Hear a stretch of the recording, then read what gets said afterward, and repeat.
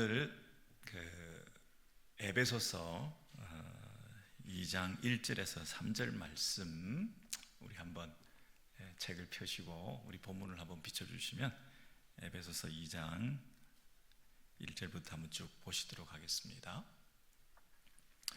그는 허물과 죄로 죽었던 너희를 살리셨도다 그랬습니다. 그래서 우리는 원래 어떤 존재였느냐 하면 죽었던 존재다. 앞으로 죽을 거다가 아니라 이미 죽었던 존재다 이렇게 말합니다. 근데 우리는 지금 멀쩡하게 살아있잖아요. 그런 면에서 이게 그냥 육체적인 호흡의 정지 상태, 생물학적인 죽음이 아니라 죄로 죽었던 영적으로 하나님과의 관계가 끊어진 상태에서 관계의 단절이다.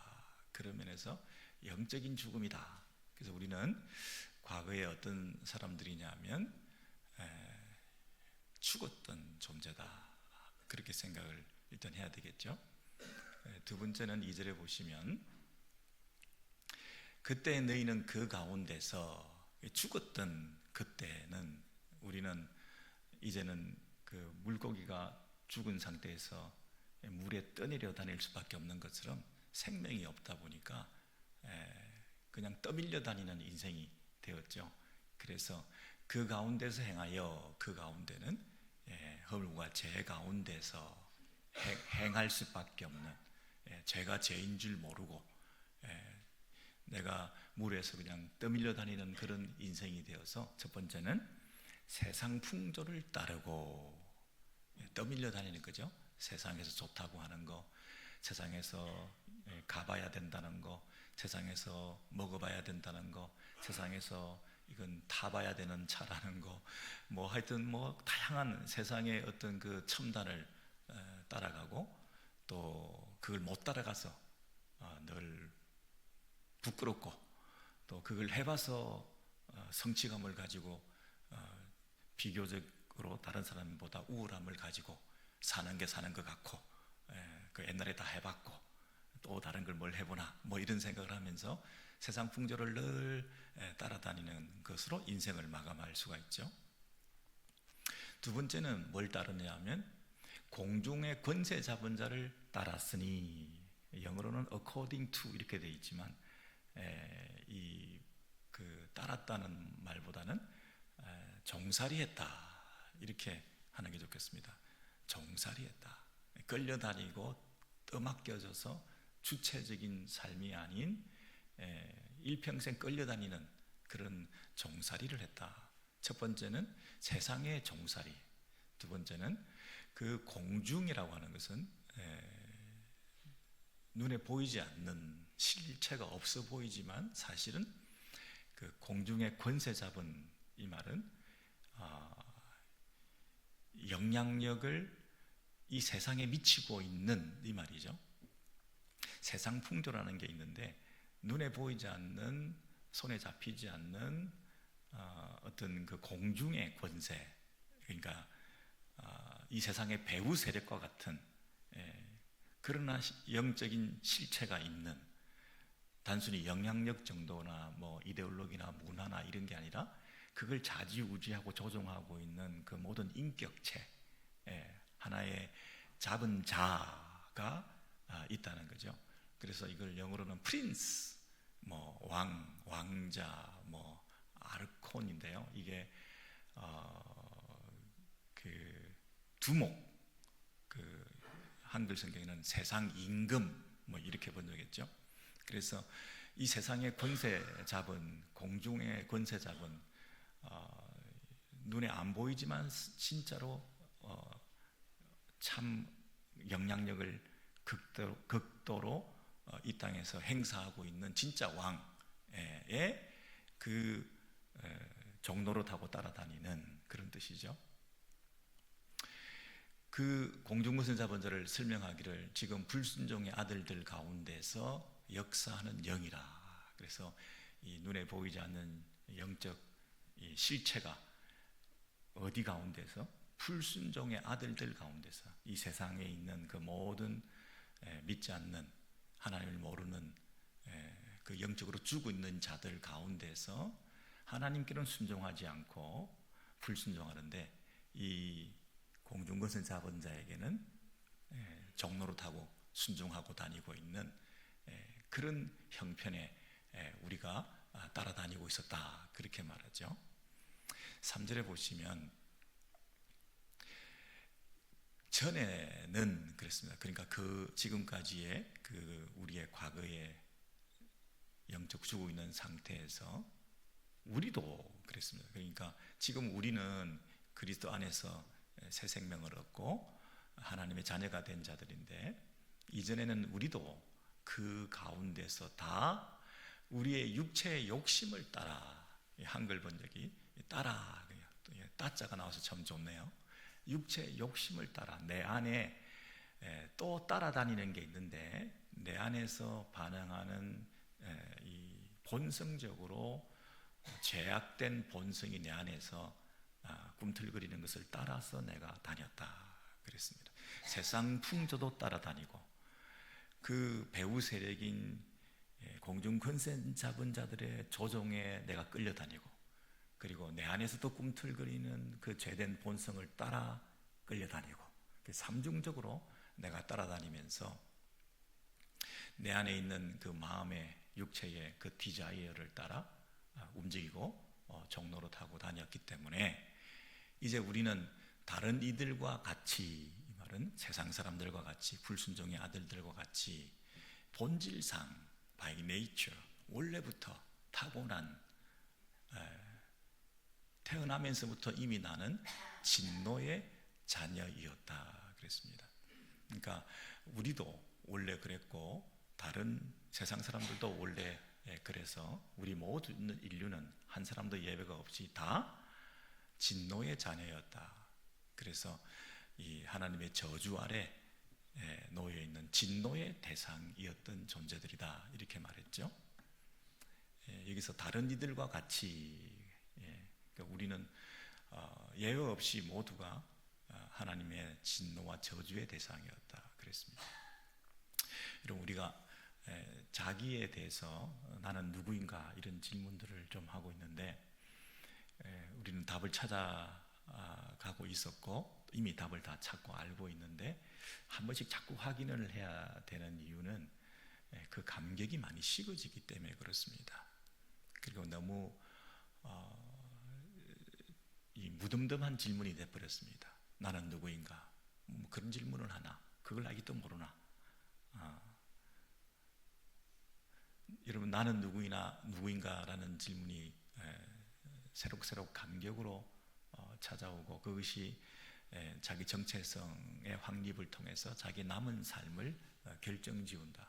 근데 이게 자꾸만 무덤덤해지면 그 방향성이 놓치게 되고, 그 추진력이 약화될 가능성이 많고, 정체하는 신앙생활이 되기 때문에 수십 년 교회를 다니고 헌신을 다짐하면서도 제자리 걸음을 맨날 하고 있는 자신을 발견하면서 신앙생활이 큰 의미가 없다, 어느 날 이런 식으로 얘기를 하는 사람들이 있거든요. 그래서 항상 나는 누구인가 라는 걸 생각하면서 내가 과거에는 어떤 사람이었던가, 내 존재를 다시 확인하게 될 때 현재의 내 모습, 전에는 그랬는데 지금 우리는 어떤 존재인가를 생각하면서 우리는 계속 지금 현재의 삶에서 더 기쁨으로 우리에게 주어진 삶을 살아갈 수 있기 때문에 그렇습니다. 얼마 전에 우연히 조선의 마지막 대한제국의 왕손으로 살았던 사람들 인터뷰를 이렇게 봤는데, 그 가수도 있었잖아요. 비둘기처럼 다정한 그런 노래도 하고 아주 좋은 이미지를 가지고 좋은 목소리를 가진 분이라서 참 좋게 봤는데, 결정적으로 제가 좀 실망했던 부분은 뭐냐면, 그분이 이런 얘기를 하더라고요. 왕손도 몰라보는 나라, 왕손도 몰라보는 나라. 그러면서 그거를 역사까지 이렇게 연결시키면서 역사를 부정하는 나라, 이렇게 얘기를 하는데, 저분이 진짜 자기 정체성의 혼란을 겪는 거구나. 아직도 그 과거에 사로잡혀 있는 것이구나.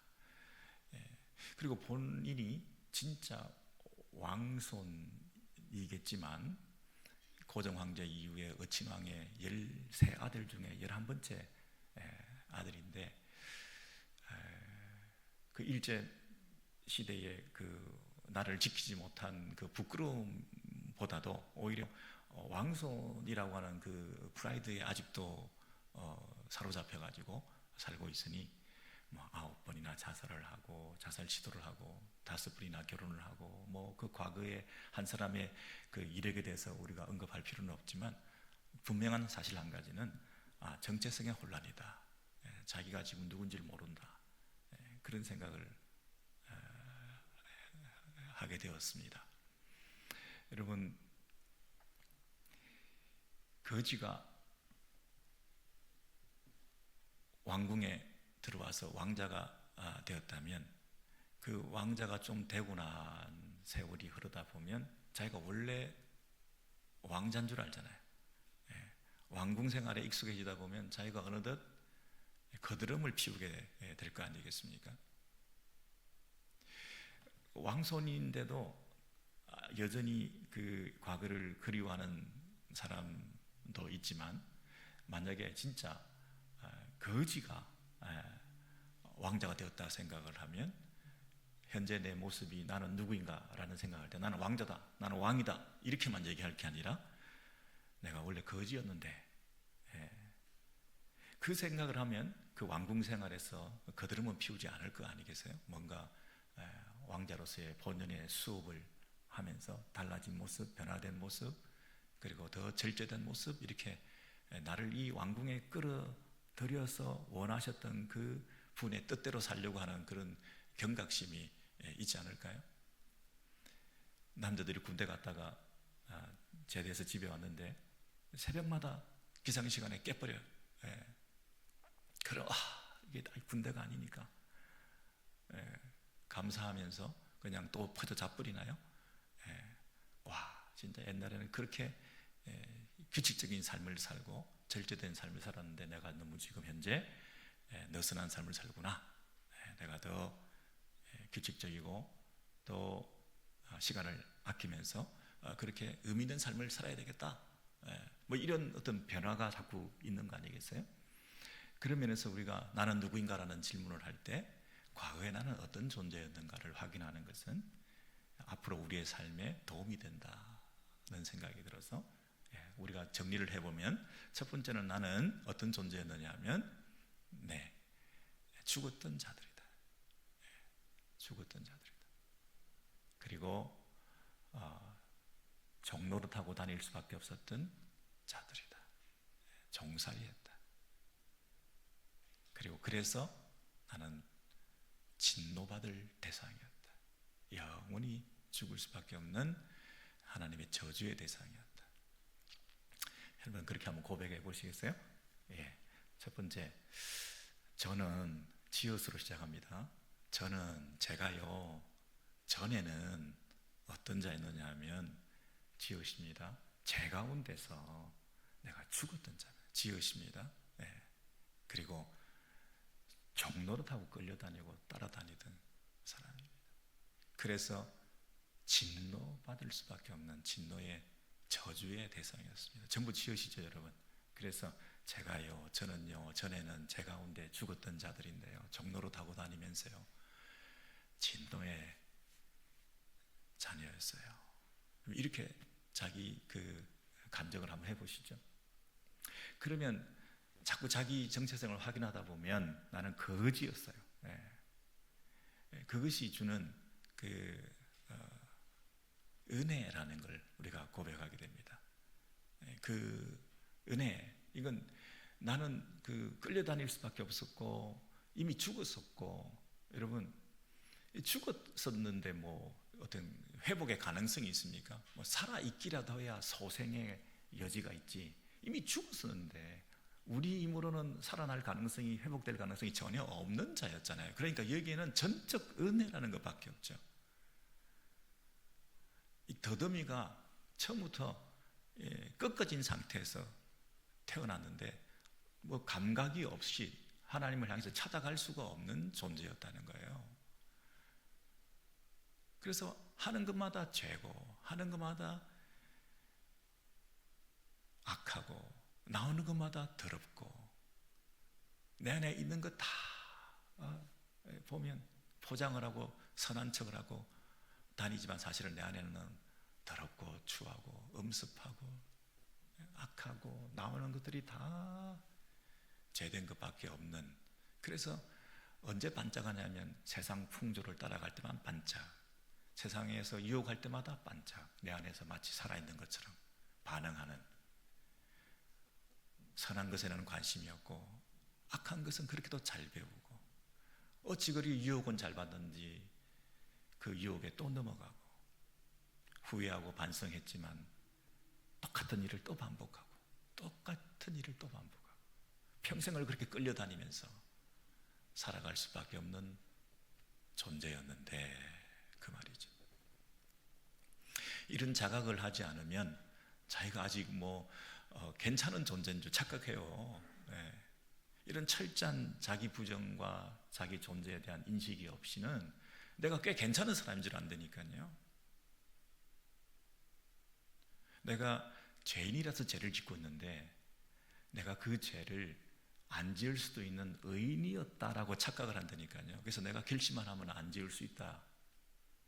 내가 뭘 중독된 정세에서 내가 그 끊을 수 있다 이렇게 착각을 한다니까요. 그 끊은 게 아니라 잠깐 중단된 상태일 뿐이지 언제든지 다시 돌아가잖아요. 그래서 영원한 회복이라는 게 완전한 그 절단이라는 게 없어요. 우리는 언제 어떻게 될지 모르는 존재들이고 나는 나를 신뢰하고 믿을 수 없는 존재들이라는 게 내 안에서 끊임없이 뭔가를 찾아가고 있고 희구하고 있고 갈망하고 있고 죽을 때가 다 되었는데도 내 안에서 디자이어가 아주 꿈틀거리고 있는 것들을 스스로 잘 알지 않습니까?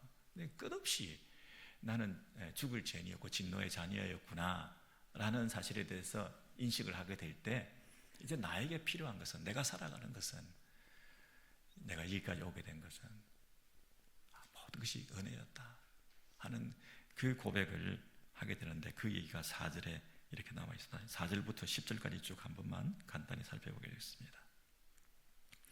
4절에 보시면 한글 성경에는 그러나가 없습니다. But 이러한 존재였지만 그러나 하나님께서 But God 하나님께서 긍휼이 풍성하셔서 우리를 사랑하신 그 큰 사랑으로 인하여 우리는 그대로 본질상 진노의 자녀고 이미 죽었었고 감각이 없었고 죄 가운데 종노릇하고 세상 풍조에 끌려다닐 수밖에 없는, 그게 인생이다, 그게 멋이다, 그렇게 살아가는 게 다른 사람보다 더 나은 삶이다 라고 계속 살아가고 있었던 우리들을 하나님께서 불쌍히 여기셨다.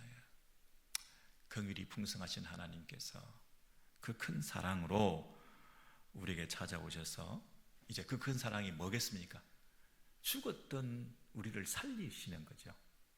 하나님과의 감각이 끊어져 있는 상태에서 영적 더듬이를 회복시키셔서 하나님을 찾아가게끔 만들어 가시는 그 일을 하나님 편에서 먼저 시작해 주셨다는 거죠.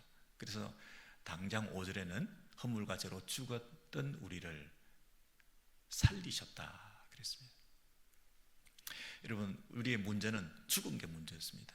죽었기 때문에 죽은 물고기가 끌려다니고 있었고 또 자기 안에 있는 욕망대로 하나님 없이 살아갔던 그 인생이었는데 그걸 다시 살려놓으셔서 하나님 안에서 살아갈 수 있는 새로운 인생이 되게 하셨는데, 그게 어떻게 가능했냐면 우리는 할 수 없었는데 그리스도와 함께 그리스도와 함께 그리스도와 연합되어서 그리스도께서 하신 그 일에 우리가 함께 동참하게 되므로 우리도 죽으셨던, 우리와 함께 죽으셨던 그 예수 그리스도가 다시 살아나실 때 우리도 함께 살아나서, 그렇죠? 이제 살아났을 뿐만 아니라 단순히 과거에서 우리를 살아나게 건져내어 놓으셨을 뿐만 아니라 우리를 어디까지 끌고 가시느냐 하면 6절에 보시면 일으키사, 일으키사. 살려놓기만 한 게 아니라 일으키셨는데, 그 일으키시는 것도 우리 마음대로 일어날 수가 없는데 어떻게 해요? 함께 일으키사, 그리스도와 함께 일으키사.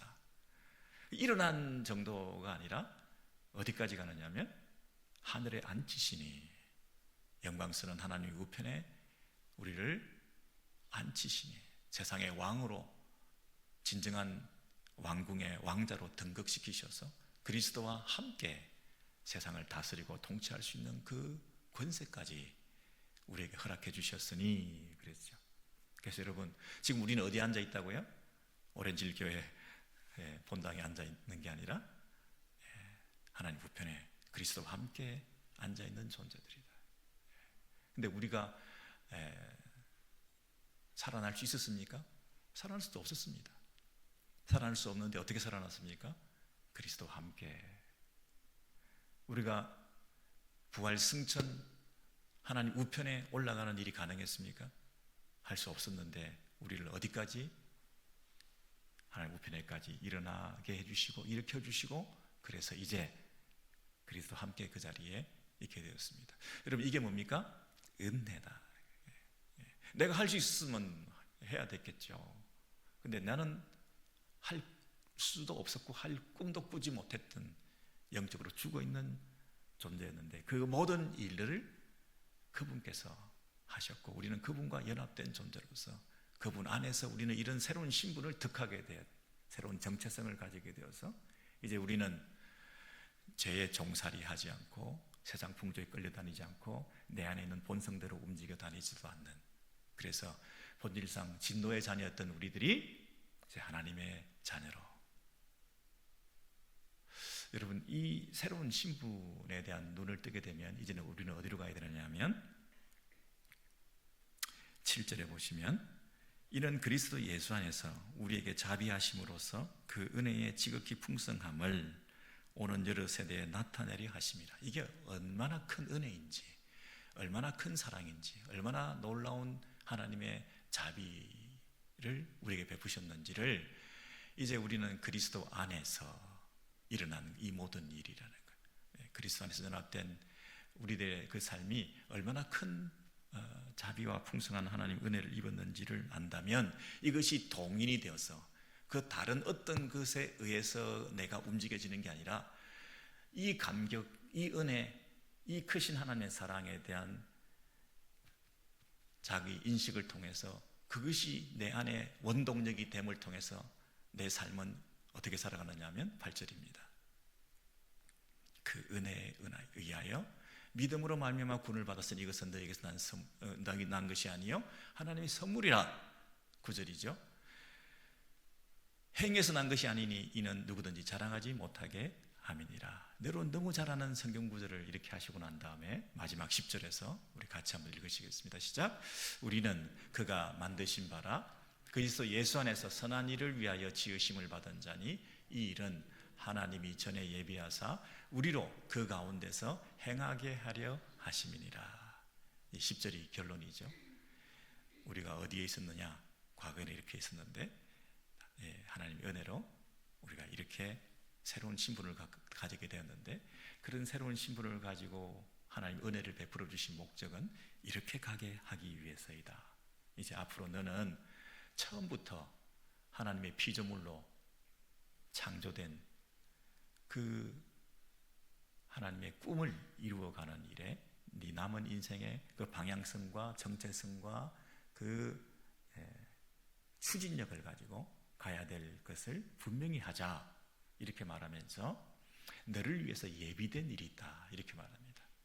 예수 안에서 선한 일을 위하여 그 목적대로 지으심을 받았는데, 이 일은 하나님이 전에 예비하사 우리로 그 가운데서 행하게 하려 했습니다. 뭐가 예비됐습니까? 예수 안에서 선한 일을 예비해 주셨다 그랬습니다. 그 예비된 일은 선한 건데, 선한 거라는 얘기는 하나님이 선하시니까 하나님 안에서 발견될 수 있는 선이죠.